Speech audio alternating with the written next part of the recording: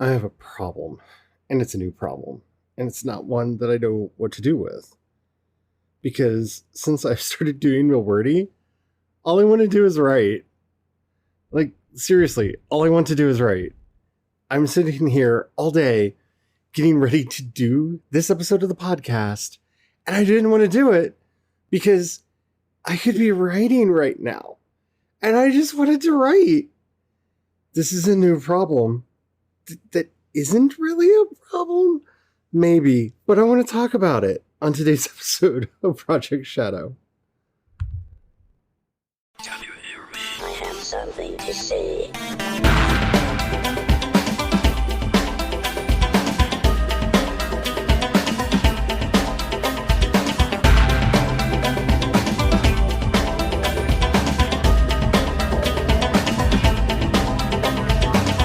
Project Shadow starts now. Hello, everyone. How are you doing today? It is your Auntie Charlie, as a lot of you have started calling me. Hi, my name is Charlie. You might know me better as sci-fi fantasy writer C.E. Dorset, and the writer part is really taking over my brain. Okay, so this isn't really a problem, but it's kind of a problem because I do like YouTube videos and streams, and I do these podcasts, and my brain is turning off all the parts of it that are not story mode.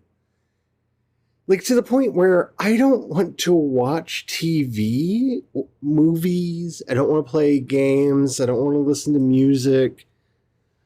I kind of only want to sit and write. And I don't know if that's a good thing or a bad thing.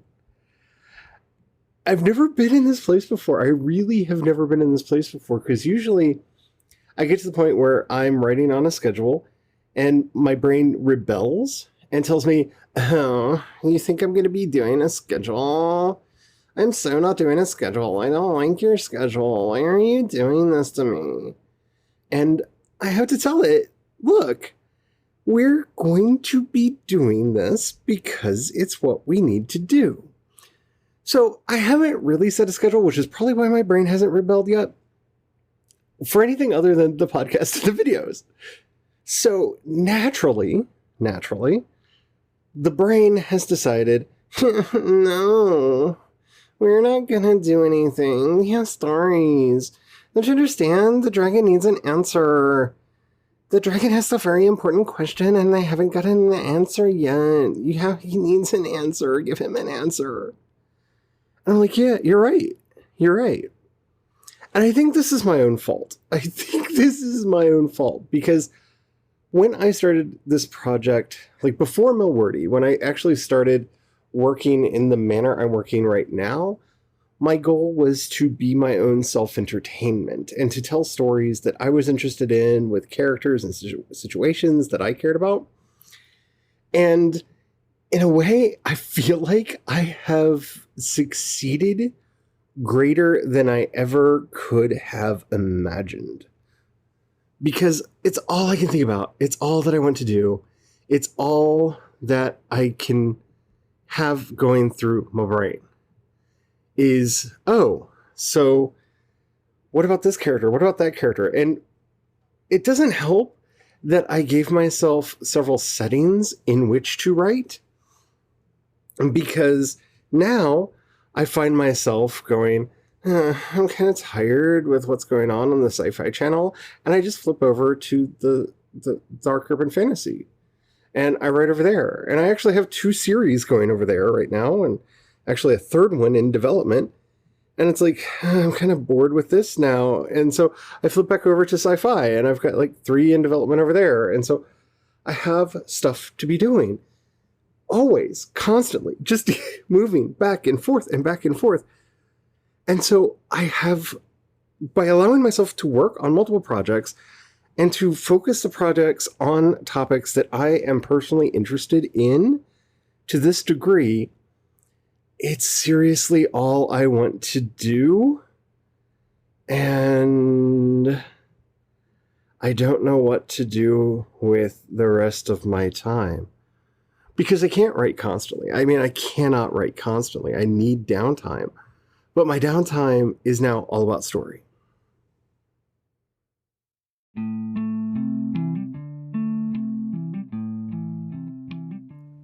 I honestly debated whether or not I was even going to talk about it on today's Fiction Friday episode of the podcast, because it sounds like I'm bragging. It really honestly sounds like I'm bragging. Like, yes, all I want to do is write. All I want to do is tell my story. And I know a lot of people feel that way, but I have the privilege of actually doing it, and I'm getting like crazy amounts done. I've started printing out completed novellas so the hubby can know what's done and ready to read and doesn't have to decipher all the crazy folders and Scrivener projects and understand my own spooky ways. He can just pick up one and be like, I want to read this one now. And also, it's really cool to see this giant stack of paper rising over there, because, I'm going to be finishing the third novella soon, so I get to print it out and add it on top. And then there's going to be another one, and then another one, and then another one. And I'm kind of okay with it. But at the same time, I am a little concerned because I need to have downtime. I mean, this really is a problem. For those of us who are constantly working on our fiction, I know it can be obsessive.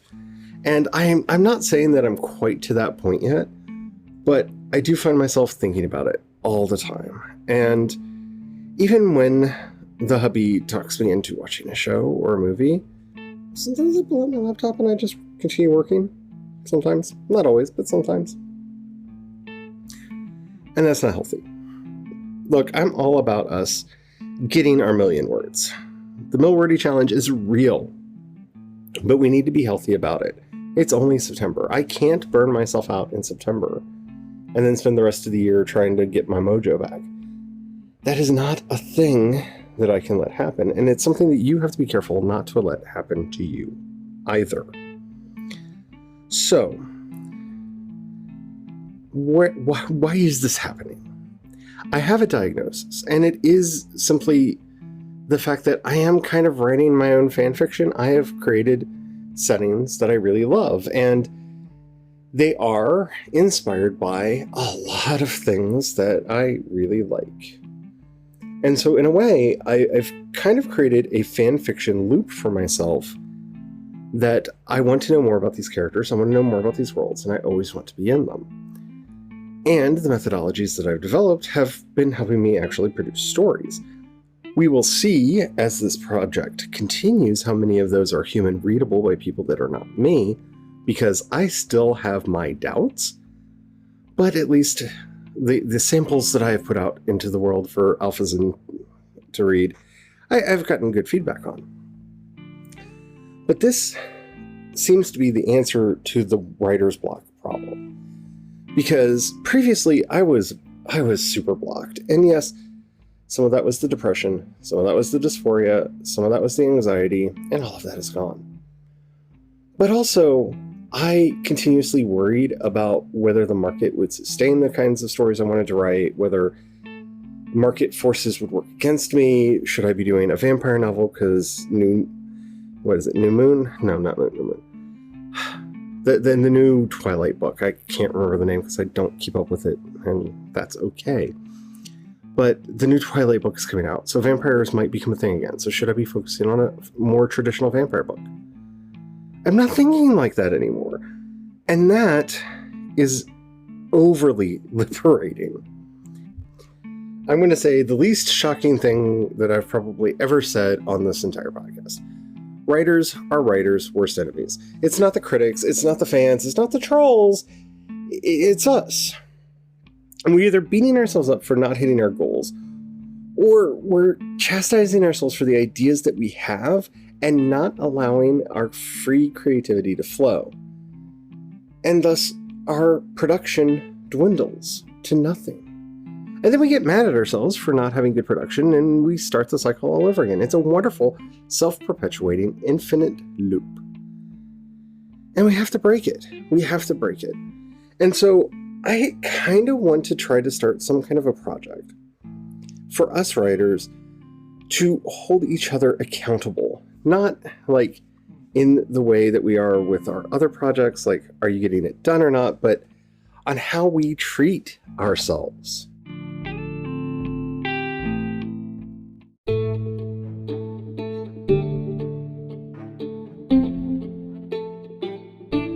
So it's halfway through September. The Mill Wordy Challenge, if you joined it with the rest of us, started on September 1st.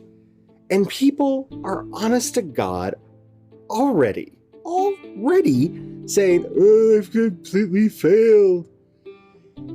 It's September.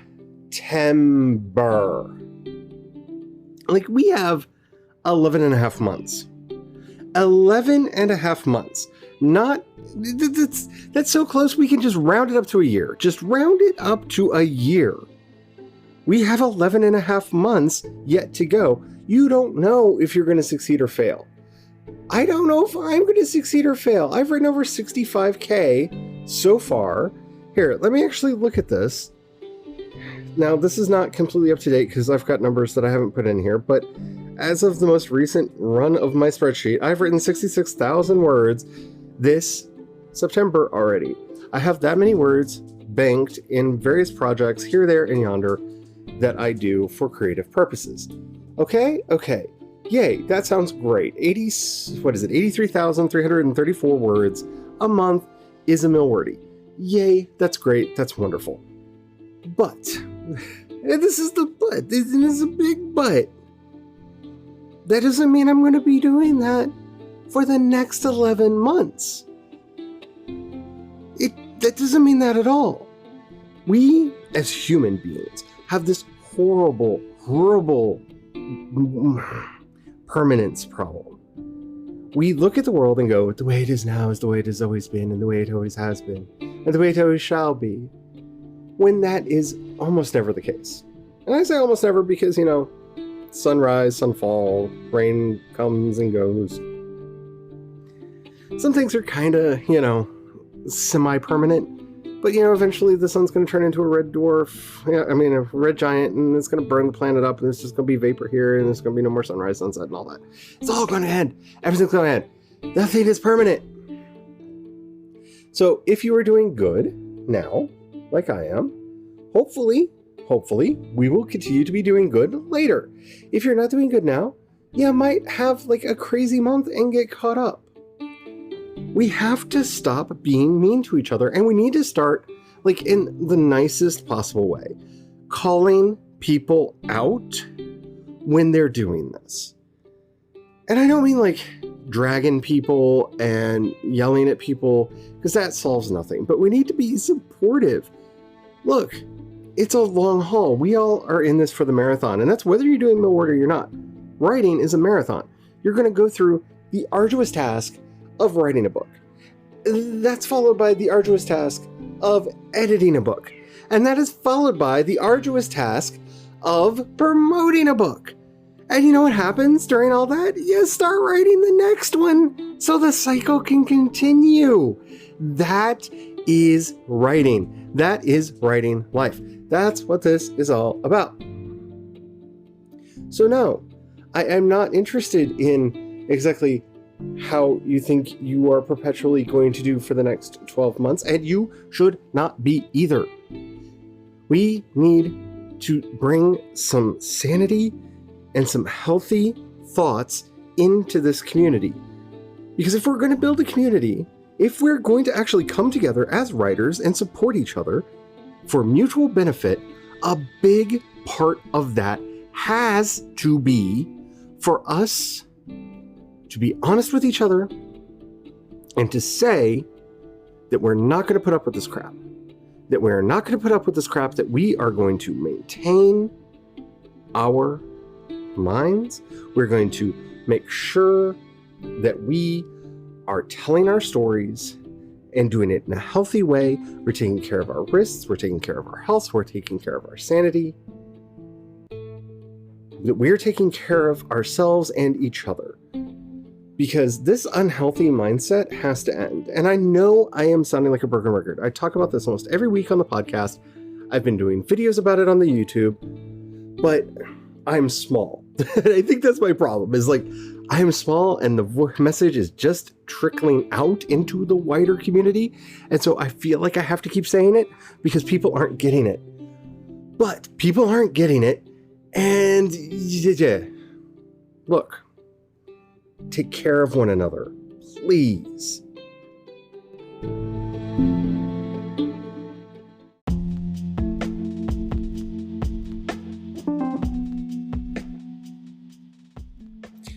Everybody likes to talk about the drama. And let's face it, the drama's the fun stuff to talk about. And I am not going to call anybody out for some of the things that they've been doing lately, but we are here to support one another. That is the point, purpose, and function of everything that we're doing. So how can we support each other? One, trying to keep each other's spirits up. Like, that is such a huge part of this job. If you want to be writing, if you want to be creative, there's a certain level of the funk that you got to be careful not to allow into your life. Because when it gets a little bit too strong, it dampens your creativity. It dampens your imagination, and it keeps you from being able to get the words done. So finding ways to keep each other's spirits up is huge. We have to constantly be working to keep our own self good and to keep the community strong, to keep the community healthy. And no, this is not another thing to stress out about. Look, people are going to do whatever they're going to do. You have no power or authority over other people. Because trust me, if I did, everybody would be wearing a mask right now and would be staying 6 feet apart from each other. We would not be sending people to college. We would not be sending people to school. We would be in our little houses taking care of ourselves so we can let this fire burn out. But, I'm not in charge of the world. And the world is on fire, and it would probably burn a lot hotter if I was in charge because, I'm bad at things. But don't take it on yourself to think that you are responsible for the well-being of others, because we're not. What we are responsible for is how we interact with them and how we interact with ourselves. Look, everybody's going to be having a different experience. You have to go into this by honoring that. Some people struggle to get 10, 15 words. Other people get 1,000 words in the same amount of time. All of it is progress. All of it is good. Celebrate. Find ways to make each other laugh. Be good to each other. I really feel like I shouldn't have to explain this, and to a lot of you guys, I am probably preaching to the choir because, and I hate to say this because it always sounds like I'm just like fluffing up my own audience, but you guys are some of the greatest people that I've ever interacted with, and thank you for that. I mean, you are already so caring and supportive, but this is about getting the message out to more people, about knowing what we are capable of doing.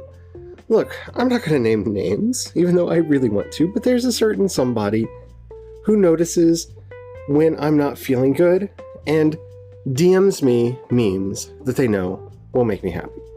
There are a couple people that do that. Like, they do it completely on the DL. Nobody knows that they're doing it. That's why I'm not outing them. And it makes my day because they just noticed, hey, Charlie's not feeling well. I know something that'll make Charlie feel better. Here you go.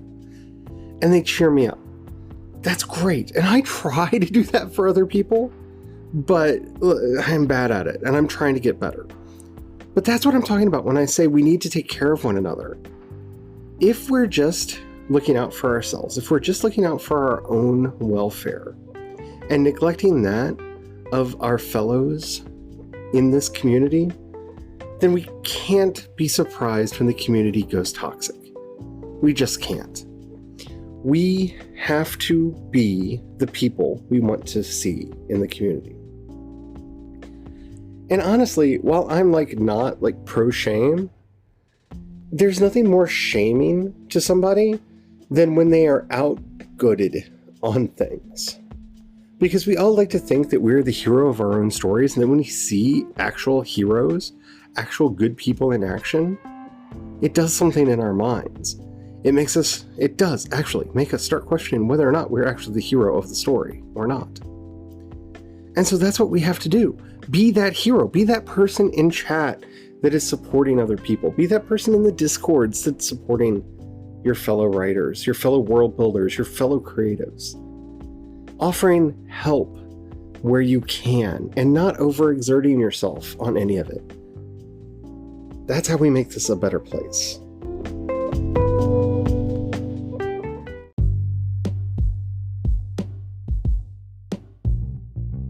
Look, productivity is a long haul. It's a long game. It is that thing that we stretch for out into the distance that we hope to arrive at. And there's nothing wrong with that. But the problem is, productivity has started meaning short-term gains. Short-term gains are not productive. Do I need to say that again? Short-term gains are not productive. They feel like they are, but they're not.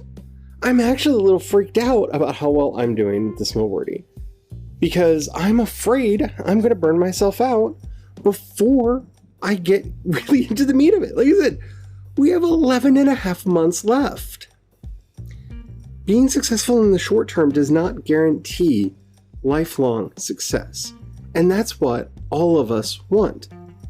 If you want to live in a creative economy, you have to realize that you are going to be making your own stories, your own everything for an extended period of time. And so you have to prepare for that. You have to look at this as a long haul opportunity. And the reason I keep obsessing over this idea that I'm trying to build up my backlist is because I have so many stories in my head that I have not told, or I have not told well over the years, that I want to make it right. I want to put them out into the universe in a way that I am personally proud of. And that, my friends, is a powerful thing. Because remember, if you're not proud of your own work, you're not going to be promoting it. If you're not happy with your work, you're not going to be promoting it. You have to take care of yourself to the point where you can look honestly and see the faults that you need to fix in your work, but at the same time, see it as the glorious gift that it is. It is your creativity, warts and all. It is your weirdness. It is your strangeness. And accept and embrace that, and be willing to put it out into the universe. Because we don't need more samey. Look, I could write Star Wars. I could easily just write a Star Wars clone. It would not be a hard thing for me to do. I love Star Wars. I know it inside and out. But I don't want to write a Star Wars clone. So I have to embrace my weirdness. I have to embrace my eccentricities and make my stories something unique to me. And that's also a market advantage. Because if you like Star Wars, you probably like my stuff. But my stuff is different enough that if you're kind of burned out on Star Wars, but you really like space opera, you might like mine to take its place. And no, don't think that I'm being like all ego trippy right here and be like, one day I'm going to take over and it's all going to be about me. That's not what I'm doing. That's not what I'm doing at all. That's not my goal. That's not my dream. Well, that actually is my dream. Like, I would love to like have video games and comic books and movies and TV shows and all that, but that's not the point. That's not the point. I don't think that I'm going to be the next Star Wars because my world's different. It's not Star Wars. Like, the only way I'm going to be the next Star Wars is if they hire me to write tie-ins or movies or comics. Then I'm going to be the next Star Wars. So don't get caught up in the little things now. Yes, this book, if I write to market, may be able to give me a little bit now, and it may be good and might help me build. But if it's not going to serve that long term, see, this is the problem that I'm facing. Real talk. I spent so much of my writing career writing to the market. I have 9 books out. I have 9 books out. And I am not all that proud of most of them because they were written to market. They were written because at the time I thought they would sell. And some of them I think are still good books, but others I'm just like, why did I make some of the decisions that I made? They weren't smart for me because they don't showcase my voice and what I'm wanting to do. And so I find myself, here we are, 15 years later, looking back at some of these books in the catalog and going, you know, maybe I should rewrite that. Don't put yourself in that place. Be proud of what you do and make sure that you're working to make books that you're proud of, because this is about the long haul, not the short term.